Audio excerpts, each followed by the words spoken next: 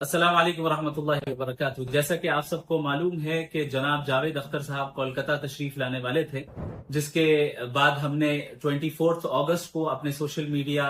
Channels के जरिए उन्हें डज गॉड एग्जिस्ट के टॉपिक पर एक एकेडमिक और पीसफुल डिबेट की इनविटेशन दी थी। लेकिन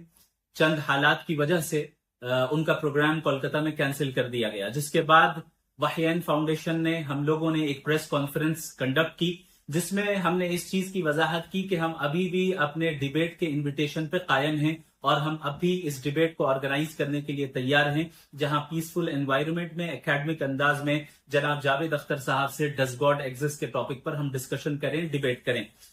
लिहाजा इसके बाद जब हमने देखा कि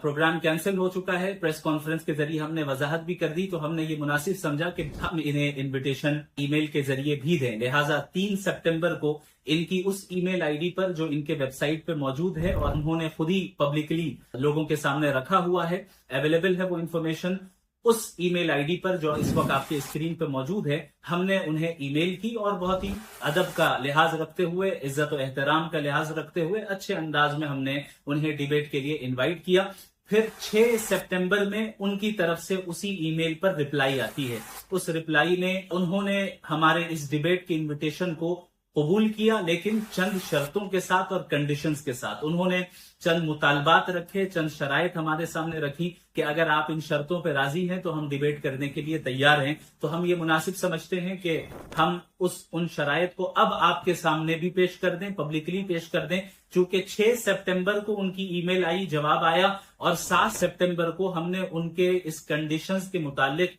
बिल्कुल तफसीली जवाब और मुनसिफाना जवाब सेंड कर दिया, इरसाल कर दिया। उस 7 सितंबर के बाद से लेकर अब तक 14 सितंबर आज तारीख है, अब तक उनका कोई जवाब नहीं आया है। लिहाजा अब हमने ये मुनासिब समझा कि ट्रांसपेरेंसी को बरकरार रखते हुए अब इस पूरी मालूमात को और कन्वर्सेशन को लोगों के सामने पेश कर दिया जाए। उन्होंने जो कंडीशंस और जो शराइत हमारे सामने रखी, उनमें से सबसे पहली शर्त ये थी कि आप पब्लिकली जमीयत उलमाए हिंद को कंडेम करें और उसके अलावा जितने भी एक्सट्रीमिस्ट ग्रुप हैं पूरी दुनिया में उन्हें कंडेम करें। हालांकि इन जमातों का और इन तंजीमों का हमारी डिबेट से कोई सिरे से ताल्लुक ही नहीं है, और हम क्यों बिला वजह हर एक को कंडेम करने के लिए जाएं। हमने उनसे एक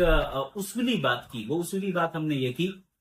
कि देखें, हम शिद्दत पसंदी को कंडेम तो करते हैं, उसकी मजम्मत करते हैं, लेकिन पूरी की पूरी तंजीम को कंडेम करें यह हमारा तरीका नहीं है। हम स्पेसिफिक एक्शंस को कंडेम करते हैं। हाँ, अगर कोई तंजीम ऐसी है जिसने कोई गलत काम किया तो जाहिर है उस गलत काम को हम कंडेम करेंगे, लेकिन पूरी की पूरी तंजीम को कंडेम करना, और बिलखुसूस जमीयत उलमाए हिंद जिनकी एक तारीख है और बड़ी खिदमात है इस मुल्क में, हम कैसे इस जमीयत उलमाए हिंद को कंडेम कर सकते हैं। लिहाजा हमने इस मुतालबे को रिजेक्ट किया, इसका इनकार किया, और हमने कहा कि हम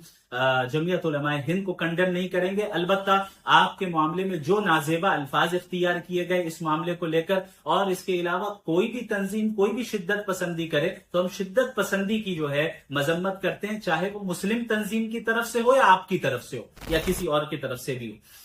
दूसरी जो शर्त इन्होंने लगाई कि कोलकाता में अगर मैं इस वक्त आऊं डिबेट करने के लिए तो कोलकाता का माहौल खराब हो सकता है, चूंकि इस वक्त मामला गर्म है, और उनकी बात माकूल है। और उन्होंने ये बात फरमाई कि मैं आपको मुंबई बुलाऊं, ये भी मैं नहीं समझता कि इंसाफ की बात होगी। लिहाजा हम कोई तीसरा शहर इंतखाब करते हैं और वो दिल्ली होगा। तो हमने इसके जवाब में उनसे ये अर्ज किया कि हम तीसरे शहर के लिए, किसी न्यूट्रल सिटी के लिए तैयार हैं, और हम ये प्रिफर करते हैं कि दिल्ली के बजाय अगर हैदराबाद और बेंगलोर में से आप किसी शहर का इंतखाब करें तो ज्यादा मुनासिब होगा, जहां हमें ज्यादा इंटेलेक्चुअल्स का तबका मिले, एकेडमिक्स लोगों का तबका मिले जो इस चीज में शरीक हो सके। तीसरी शर्त उन्होंने ये लगाई कि जो प्रोग्राम का ऑर्गेनाइजर होगा, देखिए हमने जब उन्हें इनवाइट किया था डिबेट के लिए तो हमने ये